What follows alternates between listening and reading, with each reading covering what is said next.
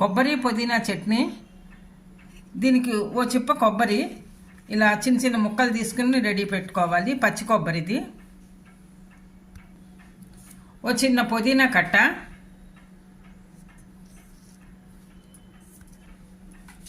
కొద్దిగా చింతపండు, ఇది నానబెట్టి ఉంచుకోవాలి. ఒక 2 పచ్చిమిరపకాయలు, కారానికి సరిపడే ఎండుమిరపకాయలు. ముందరగా ఒక ప్యాన్ పెట్టుకుని ఒక 2 స్పూన్లు ఆయిల్ వేసుకోవాలి. ఆయిల్ వేడెక్కాక ఈ ముందరగా చిన్నగా కట్ చేసుకున్న కొబ్బరి ముక్కలు కొద్దిగా ఫ్రై చేసుకోవాలి. ఇవి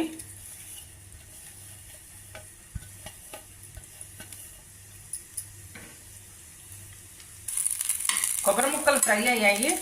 కొద్దిగా చల్లారి పెట్టుకోవాలి ప్లేట్లోకి తీసుకుని. ఇదే ప్యాన్లో ఇంకో స్పూన్ ఆయిల్ వేసుకోవాలి.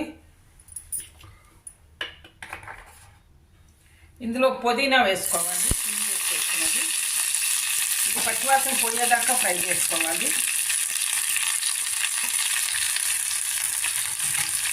ఇందులో 2 పచ్చిమిరపకాయలు,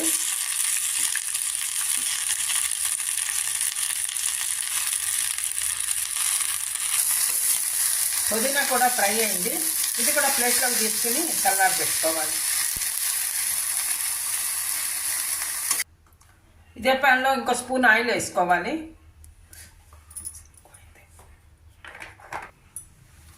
ముందరగా మిరపకాయలు తీసుకున్న మిరపకాయలు వేయించుకోవాలి. కారానికి సరిపడా మిరపకాయలు వేగాయి, బాగా ఉబ్బాయి లావుగానే. ఇలా వేగితే కనుక ఉబ్బితే కనుక వేగినట్టు.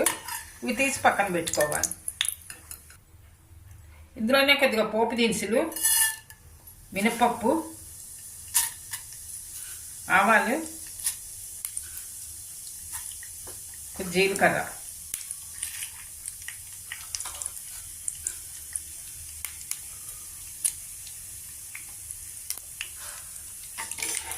పోపు వేగింది. ఆవాలు చిటపట్లాడుతున్నాయి. ఇది కూడా మనం స్టవ్ ఆఫ్ చేసి చల్లారి పెట్టుకోవాలి. కొబ్బరి ముక్కలు చల్లారాయి. ఇప్పుడు ఒక మిక్సీ జార్ తీసుకుని మిక్సీ జార్లో ఇది కచ్చాపచ్చాగా మిక్సీ చేసుకోవాలి.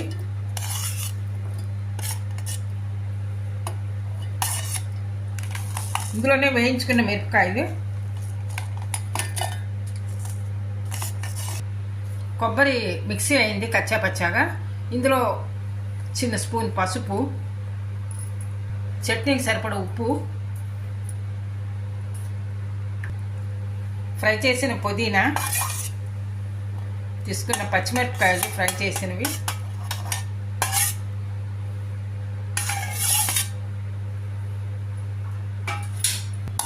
ఇందులో నానబెట్టిన చింతపండు,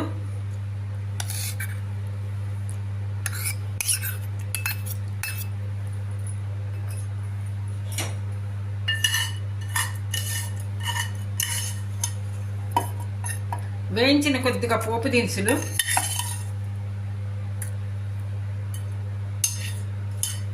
అవసరాన్ని బట్టి కొద్దిగా వాటర్ పోసుకోవచ్చు.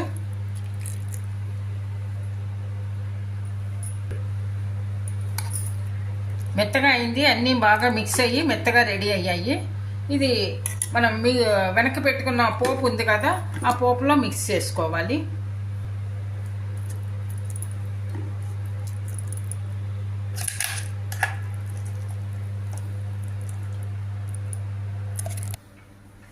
కొబ్బరి పుదీనా చట్నీ.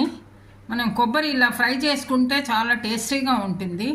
ఇది మనం రైస్లోకి సర్వ్ చేసుకోవచ్చు, సైడ్ డిష్ లాగా వాడుకోవచ్చు, ఇడ్లీకి కానీ దోశకి కానీ వాడుకోవచ్చు. మీరు కూడా ట్రై చేసి చూడండి. ఈ వీడియో నచ్చితే లైక్ చేయండి, షేర్ చేయండి, సబ్స్క్రైబ్ చేయండి. Thank you for watching.